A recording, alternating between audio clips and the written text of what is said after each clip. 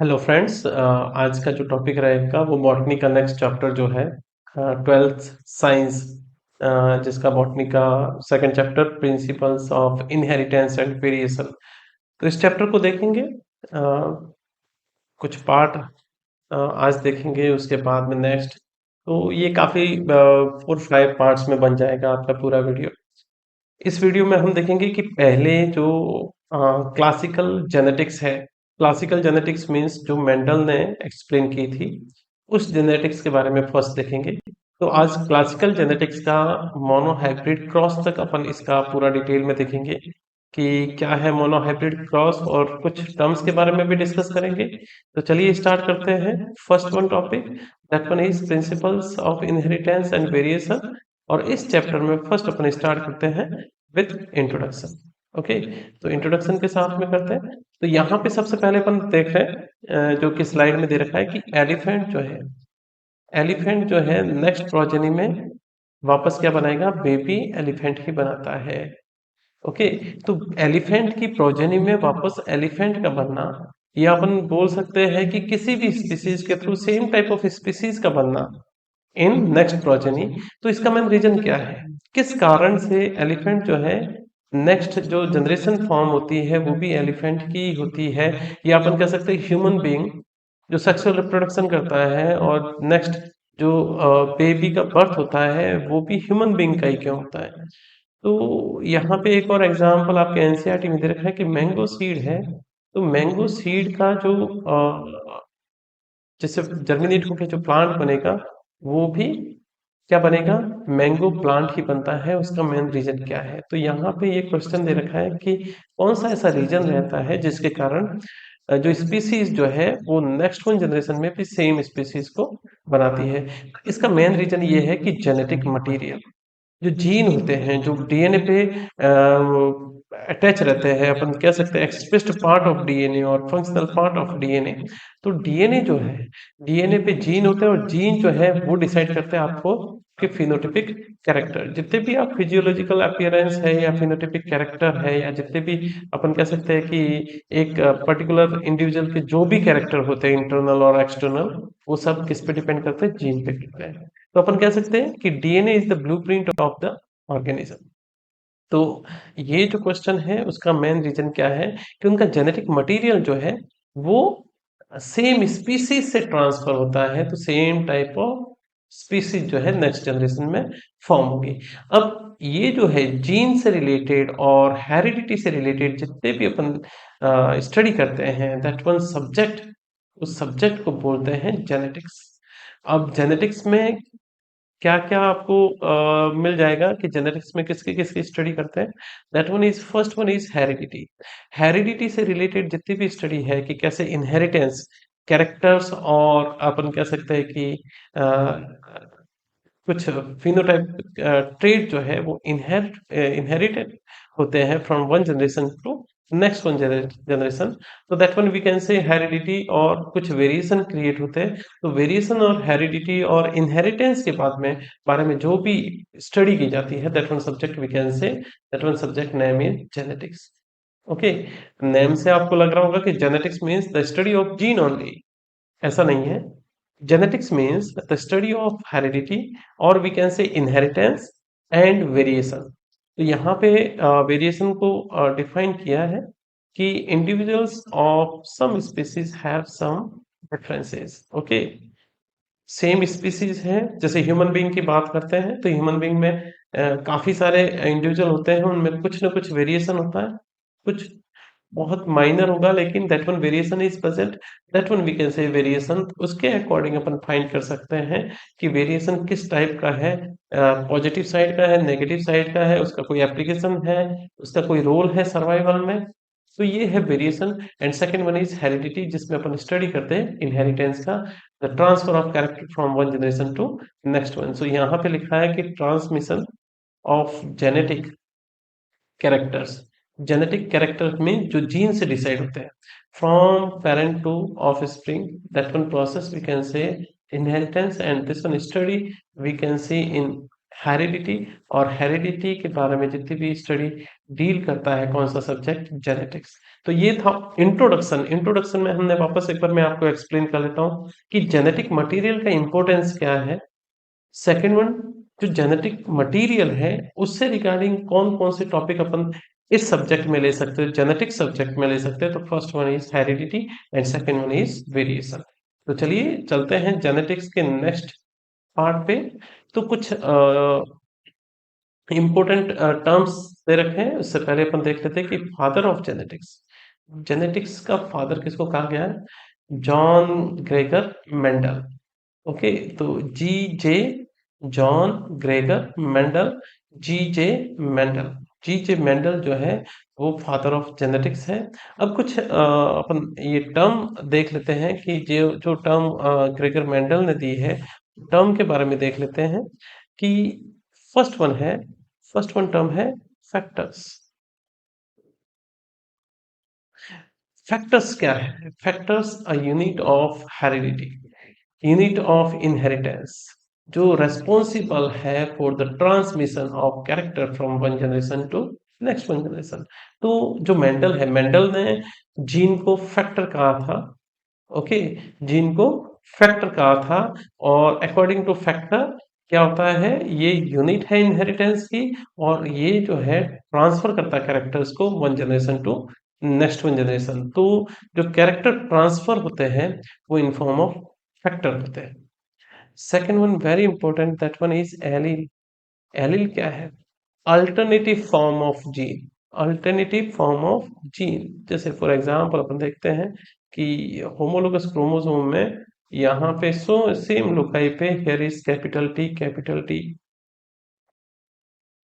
दूसरे पे है capital T small T, third पे है स्मॉल टी स्मॉल टी। तो ये क्या होंगे, एलील्स होंगे, अल्टरनेटिव फॉर्म ऑफ जीन। तो डिफरेंट डिफरेंट एलील्स अपने को देखने को मिल जाएंगे। होमोजाइगस, होमोजाइगस जीन बोल सकते हैं, हेट्रोजाइगस जीन बोल सकते हैं। होमोजाइगस का मीनिंग क्या है, होमोजाइगस में क्या होता है कि जब मेल गैमीट और फीमेल गैमीट, मेल गैमीट और फीमेल गैमीट दोनों से, सपोज करो कि ये मेल गैमीट है, ये फीमेल गैमीट है, ये दोनों से जो हैप्लॉइड एलील्स आएगा वो दोनों से फ्यूज होगा, और दोनों में अगर आइडेंटिकल है और जाइगोट का फॉर्म करेगा, अगर दोनों के गैमीट में same type of haploid gamete है, हैप्लॉइड एलील है, and both will fuse, then we can say homozygous. यहाँ पे हैप्लॉइड एलील जो है बोथ आर आइडेंटिकल टाइप। अगर मैं इसकी जगह स्मॉल टी भी ले लूंगा और दोनों फ्यूज कर जाएंगे, जाइगोट का फॉर्मेशन करेंगे, स्मॉल टी, इस जाइगोट में दोनों जो हैप्लॉइड एलील्स हैं वो both are same type, both are same type. तो मैं कहूंगा कि इसमें जो कंडीशन है जीन की वो किस टाइप की है, होमोजाइगस है। सेकंड नेक्स्ट वन है हेट्रो, ये अपना कंप्लीट हो गया है। ये जो है homozygous, next one is heterozygous. Heterozygous में क्या है, वन, जैसे अपन गैमेट देखेंगे, this one have different type of haploid gamete and second one also have different, so both have different type and then formation of capital T small t, that one condition we can say heterozygous, जिसमें both the factors are different type, here is both the factor are same type, same, then homozygous, both are different, then heterozygous। Next one आता है आपका phenotype. Phenotype, phenotype means physical appearance. Phenotype character बोलोगे तो physical appearance के according जो character अपन observe कर सकते हैं, दीज आर फिनोटाइपिक कैरेक्टर। जैसे प्लांट है, टॉल है, ड्वार्फ है, ये अपन फिजिकली देख के मालूम कर सकते हैं। सीड जो है वो राउंड है या रिंकल्ड है, ये भी अपन फिजिकली देख के मालूम कर सकते हैं। तो these characters we can say phenotype. Next one is genotype, means which type of genetic makeup, gene कैसे बना हुआ है, जीन का कॉन्स्टिट्यूशन क्या है, जीन के अंदर जो है फैक्टर्स कौन सा है। तो that one is we can't see. Okay, तो जेनेटिक मेकअप जो रहता है that one we can say genotype. Okay, now next one is तो यहाँ तक आपको मालूम पड़ गया। अपन बात कर रहे हैं क्लासिकल जेनेटिक्स की। क्लासिकल जेनेटिक्स में अपन ने बात किया कि क्या होता है जेनेटिक मटेरियल और जेनेटिक्स सब्जेक्ट में किसकी स्टडी होती है, फिर फादर ऑफ जेनेटिक्स कौन है, और फिर कुछ ऐसे इंपॉर्टेंट टर्म्स हैं जो मोस्टली अपन स्टार्ट से एंड तक ये अपन सारी टर्म्स का यूज करेंगे। तो उन टर्मिनोलॉजी को अपन ने देखा अकॉर्डिंग टू मेंडल। मेंडल ने फैक्टर को फैक्टर का मीनिंग क्या था, एलील का मीनिंग क्या था, होमोजाइगस, होमोजाइगस, हेट्रोजाइगस। एक और कंडीशन, अगर होमोजाइगस कंडीशन है, अगर होमोजाइगस कंडीशन है तो उसको अपन बोल सकते हैं प्योर कंडीशन, प्योर वैरायटी। और हेट्रोजाइगस है तो इसको अपन बोलेंगे इम्प्योर। ओके, अगर जैसे मैंने कहा कि वन वैरायटी विच है which is pure type means जैसे tall type of plant and that one is pure type. तो प्योर मतलब आपको होमोजाइगस लिखना है, प्योर ड्वार्फ तो आपको होमोजाइगस लिखना है, impure type of tall then आपको हेट्रो लिखना है। ओके, प्योर का मीनिंग ये है कि अगर आप इसका सेल्फ फर्टिलाइजेशन कराओ, सेल्फ पॉलिनेशन के थ्रू उसका प्रोजेनी फाइंड करो, तो इन दोनों का जब भी आप सेल्फ पॉलिनेशन करवाओगे तो always same type of variety will form. लेकिन इससे कराओगे सेल्फ पॉलिनेशन तो always different type of variety will form. Okay, तो ये कुछ टर्म्स थे। अब देखते हैं कि मेंडल्स ने पी प्लांट का सिलेक्शन किया और पी प्लांट में उसने 7 कैरेक्टर्स और 14 कॉन्ट्रास्टिंग कैरेक्टर को उसने स्टैंडर्ड लिया। फर्स्ट वन इज, इसने कितने कैरेक्टर्स लिए? 7 कैरेक्टर्स। ओके, सो 7 कैरेक्टर्स और कॉन्ट्रास्टिंग कैरेक्टर में क्या डिफरेंस है, फर्स्ट आपको ये समझना बहुत जरूरी होगा कि 7 कैरेक्टर्स मीन्स अपन ने 7 यहाँ पे फिनोटाइप कैरेक्टर ले लिए। First one is stem height. इसमें कॉन्ट्रास्टिंग कैरेक्टर क्या है? स्टेम हाइट तो कैरेक्टर है, लेकिन कॉन्ट्रास्टिंग कैरेक्टर हो गया, one is tall, second one is dwarf, second one again character is flower colour. Flower colour जो है ये कैरेक्टर है, इसमें वापस कॉन्ट्रास्टिंग कैरेक्टर ट्रू हो जाएंगे। कहने का मीनिंग ये है कि कैरेक्टर मतलब एक आप कोई भी कैरेक्टर या ट्रेट आप सेलेक्ट कर रहे हो, उसमें 2 ऑपोजिट टाइप के आपको सब कैरेक्टर देखने को मिलेंगे। जैसे यहाँ पे वापस है फ्लावर कलर, तो फ्लावर कलर में भी 2 वैरायटी है, one is violet type and second one is white type. Okay, जिसमें वायलेट डोमिनेंट रहता है, व्हाइट रिसेसिव रहता है। फ्लावर पोजीशन में भी अगेन 2 टाइप ऑफ पोजीशन है, एक्सियल है और टर्मिनल है। पॉड शेप में भी 2 तरह के कॉन्ट्रास्टिंग कैरेक्टर है, इन्फ्लेटेड और कॉन्स्ट्रिक्टेड। नेक्स्ट कैरेक्टर है पॉड कलर। पॉड कलर में again 2 contrasting character, green and yellow. Seed shape में again 2 contrasting character, round and wrinkled. Seed colour में again 2 contrasting character, yellow and green. तो ये काफी सारे, ये अपना, ये अपन बोल सकते हैं कि total number of characters selected कितने? 7, और total number of contrasting character then 14।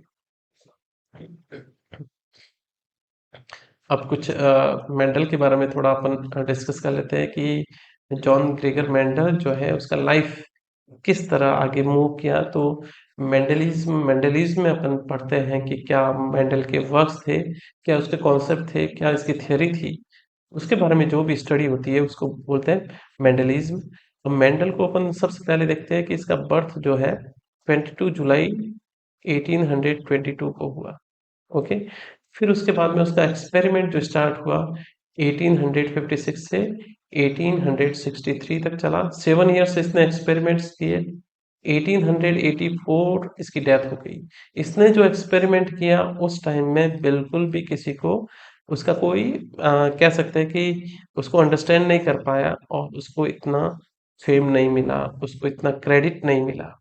लेकिन after 16 years after 16 years of Mendel, इसके जो भी जितने भी एक्सपेरिमेंट थे वो रीडिस्कवर हुए। वापस समझ लो इसकी लाइफ का पूरा अपन देख रहे कि कैसे इसको क्रेडिट मिला, क्रेडिट कितना लेट मिला। उससे रिगार्डिंग है कि 1822 को उसका बर्थ हुआ और 56 से 63, 1856 से 1863 तक उसने एक्सपेरिमेंट किए। किसके ऊपर किए? पाइसम सेटाइवम पे किए। गार्डन पी पे वर्क किया, और उसका उसने काफ़ी सारे प्रिंसिपल्स और थियरीज़ दी। उन थियरीज़ को समझने के लिए कोई रेडी नहीं था, कोई समझ पा नहीं रहा था कि एक्चुअल में क्या होता है। उनको किसी को ये थ्योरी जो है एक अपन कह सकते हैं कि फ्रूटफुल नहीं लगी। 1884 को इसकी डेथ हो गई। उसके बाद में 16 ईयर्स के बाद में ये 1900 में 1900 में वापस रीडिस्कवरी हुई। और रीडिस्कवरी करने वाले कौन थे? Carl Correns, first one Carl Correns, Hugo de Vries और एरिक वॉन चरमार्क।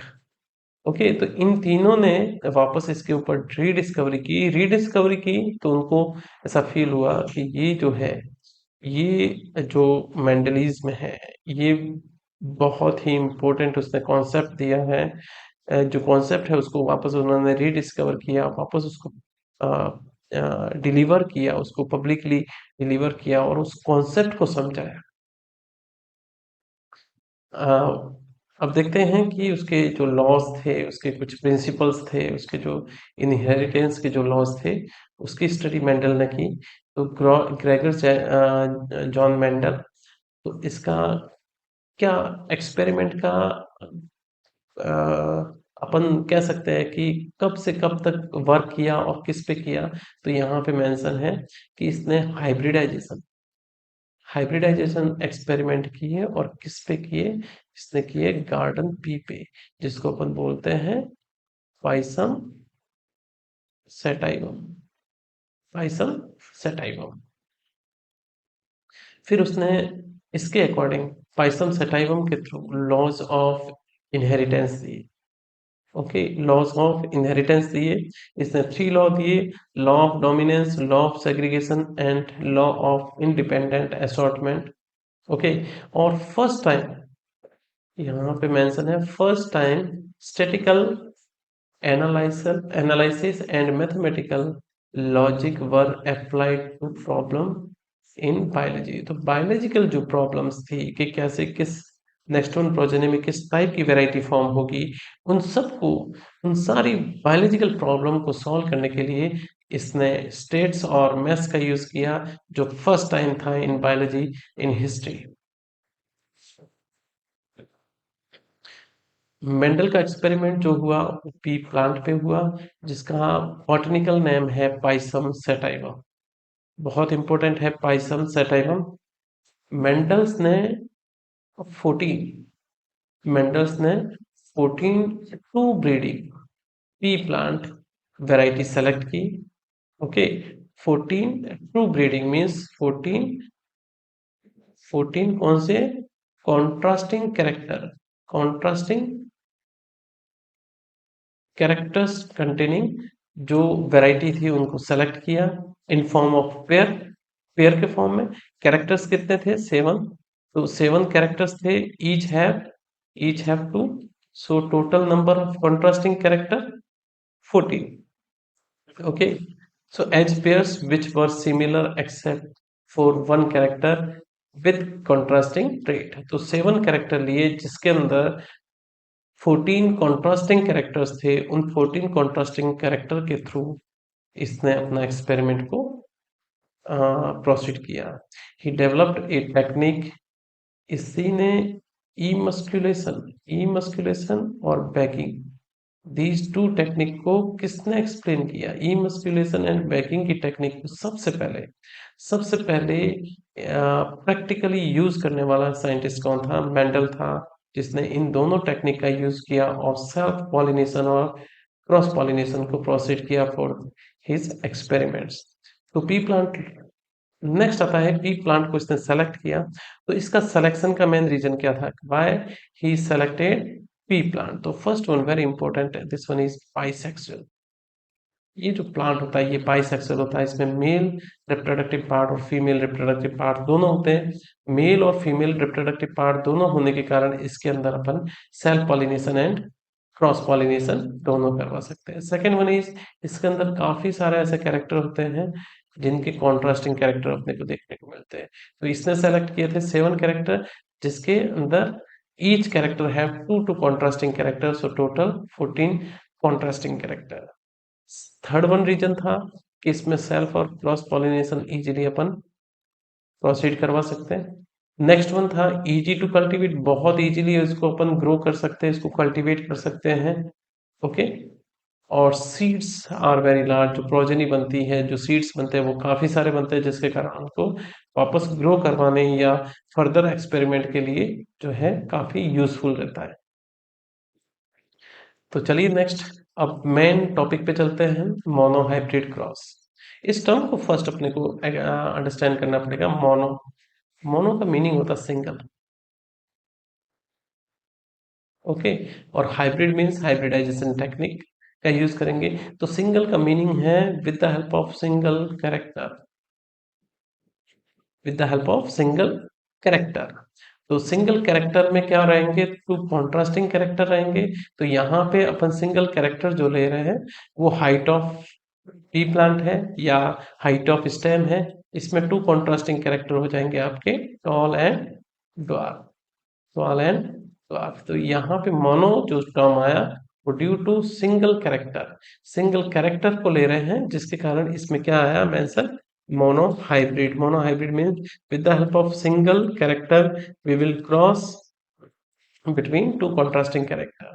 ओके, तो यहाँ पे सबसे पहले अपन लेंगे parent.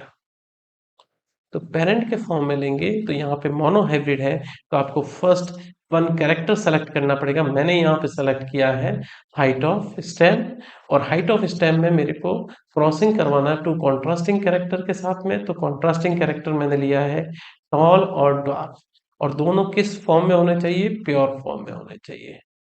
Pure form means homozygous होने चाहिए। तो यहाँ पे टॉल के लिए मैं कैपिटल टी ले रहा हूं, और ड्वार्फ के लिए स्मॉल टी ले रहा हूं। ओके, तो यहाँ पे जब कैपिटल टी और स्मॉल टी दोनों क्या करेंगे, गैमिट फॉर्मेशन करेंगे। तो यहाँ पे गैमिट मीन्स यहाँ पे हैप्लॉइड कंडीशन कैपिटल टी बन जाएगी, यहाँ पे बन जाएगी स्मॉल टी। गैमिट होगा उसमें जो फैक्टर रहेगा वो यहाँ पे कैपिटल टी रहेगा, यहाँ पे क्या रहेगा, स्मॉल टी। अब यहाँ पे दोनों का क्या हो जाएगा, फ्यूजन हो जाएगा। यहाँ पे दोनों का क्या हो जाएगा, फ्यूजन हो जाएगा, और दोनों का फ्यूजन होने से कौन सी वेराइटी अपने को मिलेगी, कैपिटल टी स्मॉल टी। यहाँ पे जो फर्स्ट फर्स्ट वेराइटी मिलेगी वो कैपिटल टी स्मॉल टी मिलेगी। तो यहाँ पे इस जनरेशन को अपन बोलते हैं, इस जनरेशन को बोलते हैं F1 जनरेशन, F1 जनरेशन। इस जनरेशन को बोलेंगे F1 जनरेशन। ओके, इस जनरेशन को बोलेंगे F1। अब वापस इसको आप देखना चाहते हैं तो यहाँ पे जैसे ये टॉल है, तो टॉल में कैपिटल टी है, तो सारे जितने भी वैरायटी बनेंगे गैमिट के वो कैपिटल टी बनेंगे। तो दो वैरायटी मैंने इस तरफ लिख ली। यहाँ पे स्मॉल टी टाइप के गैमिट बनेंगे। तो आप देखिए किस टाइप की वैरायटी प्रोजेनी में बन रही है। तो ये प्रोजेनी, ये जो बॉक्सेज है वो इंडिकेट करते हैं प्रोजेनी। तो यहाँ पे मैंने गैमेट्स लिख लिए, फर्स्ट पेरेंट के गैमेट, यहाँ पे गैमेट कैपिटल टी पॉसिबल है तो मैंने दोनों तरफ कैपिटल टी लिख लिया। दूसरी तरफ स्मॉल टी पॉसिबल है तो small T. Progeny 4 different progeny form हुई, तो सबका जो जेनेटिक कॉन्स्टिट्यूशन और फिनोटाइप बोथ हैव सेम। तो सारी जो चारों की चारों बनाई किस टाइप की बनी, 4 की 4 क्या है, टॉल है, and all have same type of gene. Okay, तो यहाँ पे जीनोटाइप एंड फिनोटाइप जो है वो सेम रहेगा, मतलब सबका सेम रहेगा। तो चारों के चारों टॉल है और चारों के पास में कैपिटल टी स्मॉल टी है। अब इनका क्या करेंगे, सेल्फिंग कर लेंगे। अब इनका क्या करेंगे, सेल्फिंग कर लेंगे। तो इनका सेल्फिंग करेंगे तो दोनों तरफ capital T small T type of parent है। तो इसके थ्रू जो गैमिट बनते हैं वो टू गैमिट बनेंगे, one is capital T, second one is small T. तो first one is capital T, second one is sorry first one is capital T, second one is small T, capital T small T. तो capital T, second जो बनेगा capital T small T, और last one is small T.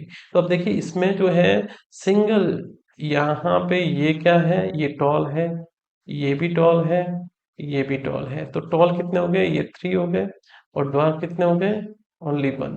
तो यहाँ पर dwarf है। अगर इनकी जीनोटिपिक रेशियो देखें, जीनोटाइप देखें, तो जीनोटाइप में आप देखोगे कि कितने, 1 जो है वो कंप्लीटली टॉल है, 1 टॉल है, 2 जो है ये आपका जीनोटिपिक है।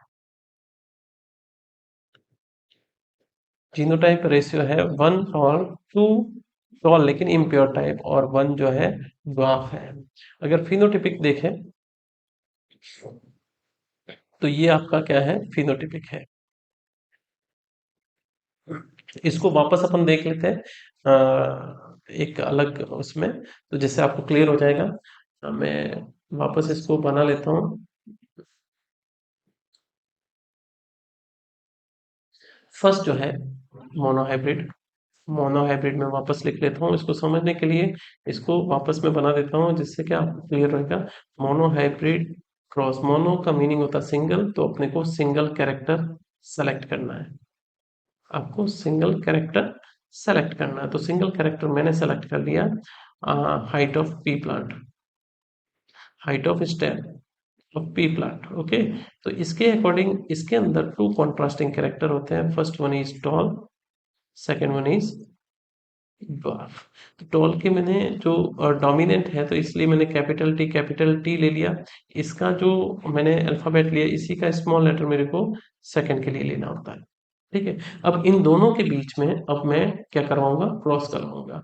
One is tall and second one is dwarf.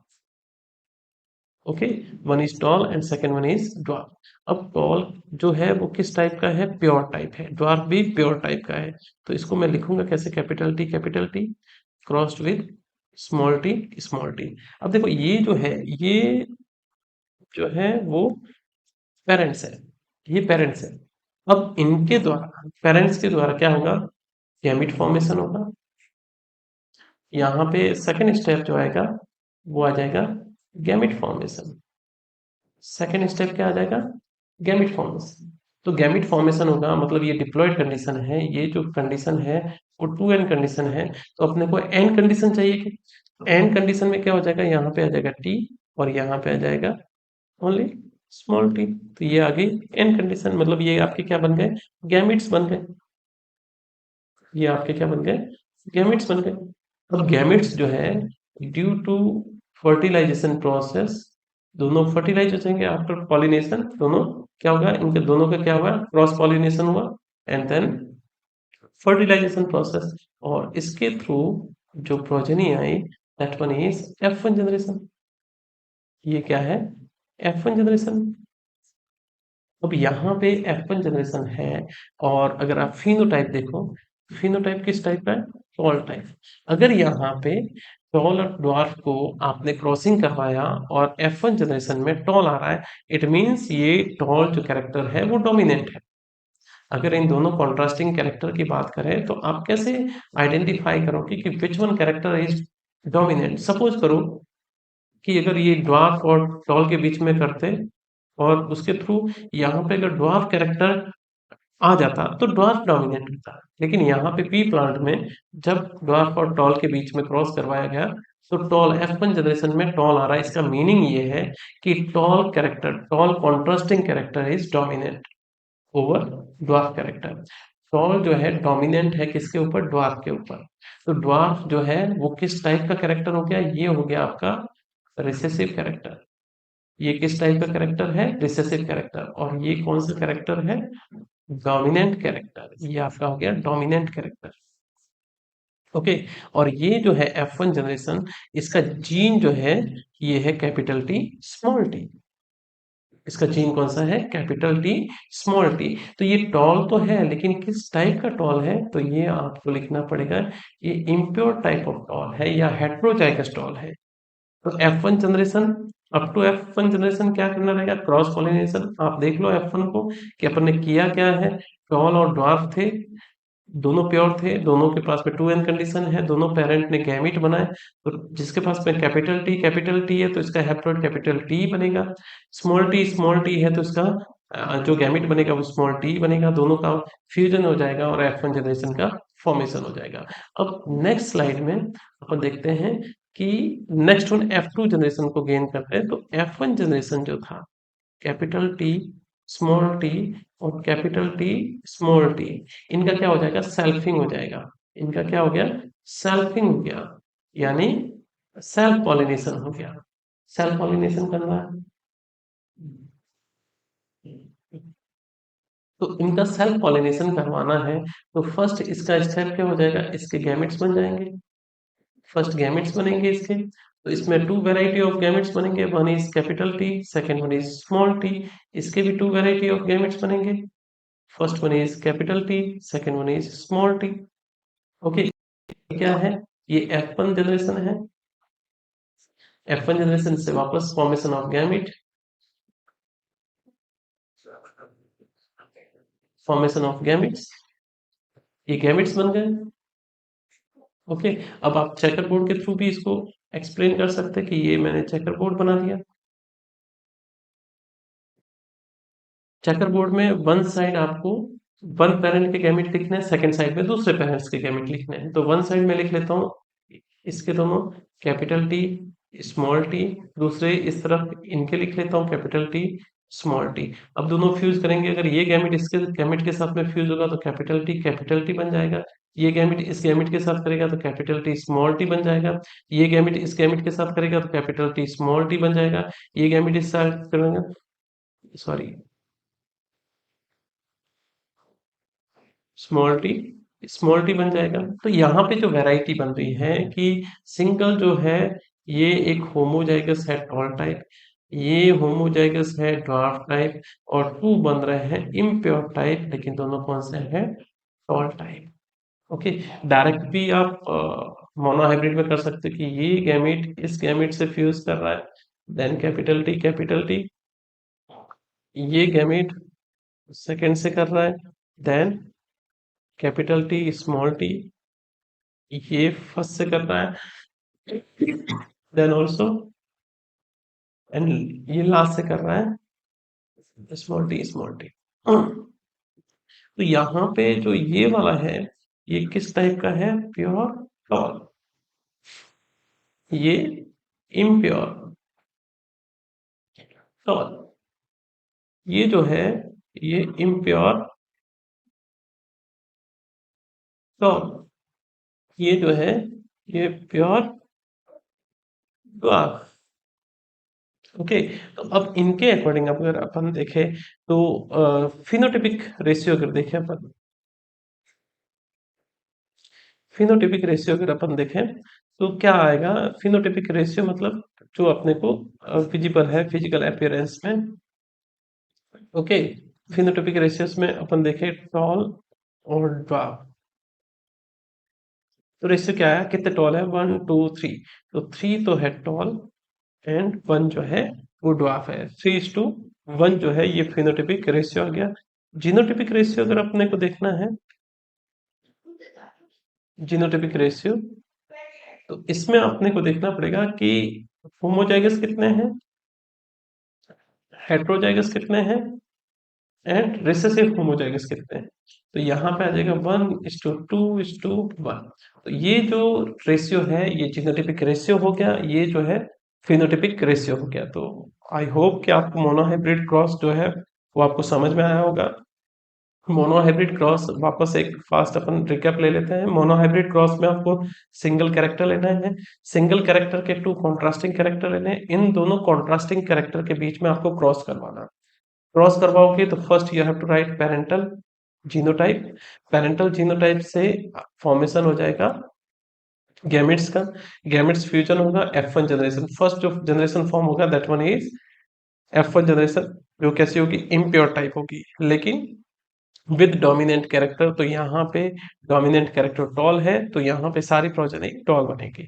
अब F1 प्रोजेनी का सेल्फिंग हो जाएगा, सेल्फ पॉलिनेशन हो जाएगा, और उसके थ्रू F2 जनरेशन का फॉर्मेशन होगा। तो फर्स्ट जो F1 प्रोजेनी है उसके अंदर वापस गैमेट फॉर्मेशन हो जाएगा। तो गैमेट यहाँ पे 2 के फॉर्म में बनेंगे, क्योंकि ये इम्प्योर टाइप है, तो 2 वेराइटी जो है गैमेट्स की बनेगी। And then after fertilization, fertilization होने के बाद में अपने को जो है 4 वैरायटी मिल रही है।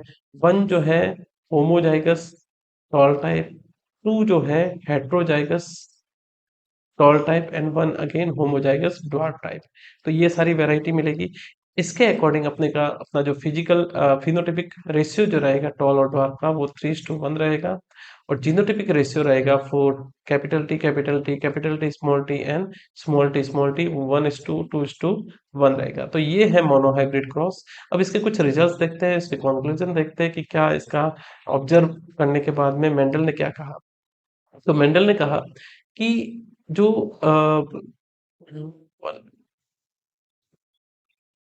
इसका कहने का था कि genetic character is controlled by a pair of unit.